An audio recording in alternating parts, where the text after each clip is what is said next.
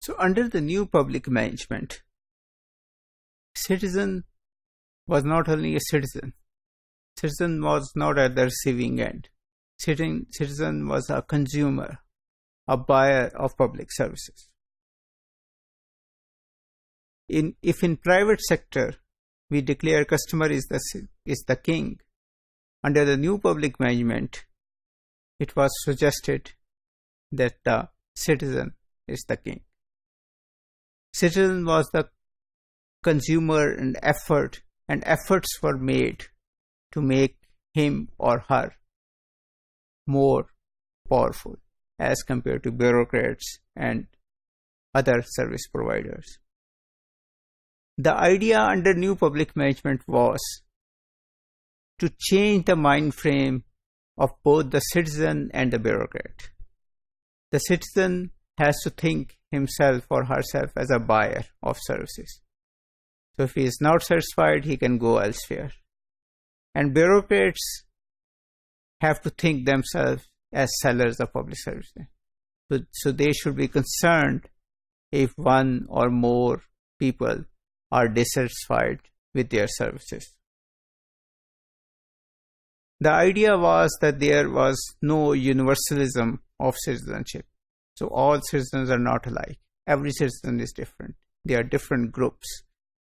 And bureaucrats and civil servants have to look. A woman should be provide a different services than a man. A man should be provide a different services than a child.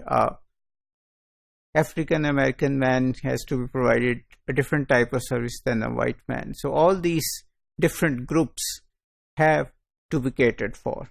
And the civil servant and the bureaucrat had to make himself flexible to adapt to different types of citizens or different types of groups of citizens.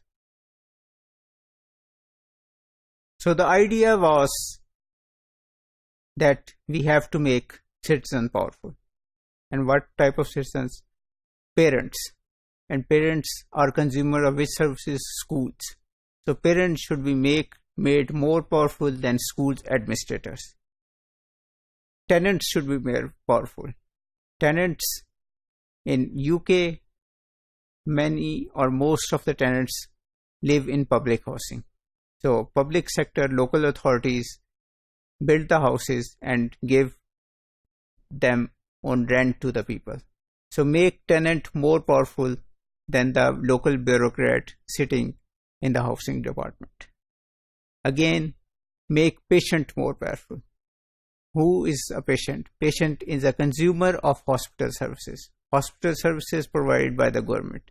So make a patient more powerful than a doctor, than a nurse, than a specialist.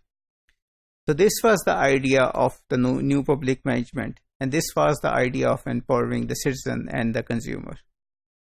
So in UK we see different mayors adopted in the 80s and 90s. So there was the local management of schools. So parents were introduced in the school board. There was grant maintained status free of grant maintained schools who were free from the powers of the local authority. Then there was the purchaser provider split in the health services. So all these different mayors or change of regulations made citizens more powerful as compared to the service providers.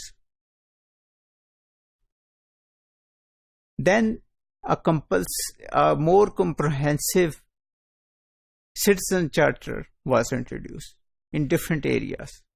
So in 1991, Prime Minister John Major introduced a citizen charter to make administration more accountable and citizen friendly, to make it more transparent so that citizens can ask questions, ask for information, to make it more motivated, to make it adopt the stakeholders approach.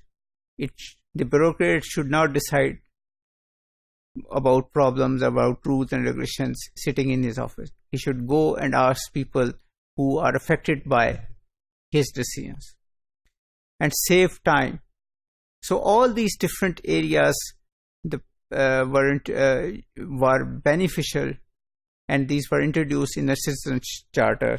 And in Britain, more and more different departments, like hospitals, like road users, like other school users, all were given citizen charters, so they can ask the bureaucrat to behave and be accountable. And to incentivize or shame public servants, for some performance-based and league tables were introduced in Britain. So in Britain, you can now find charters relating to parents, patients, road users, court users, social security agency client, etc.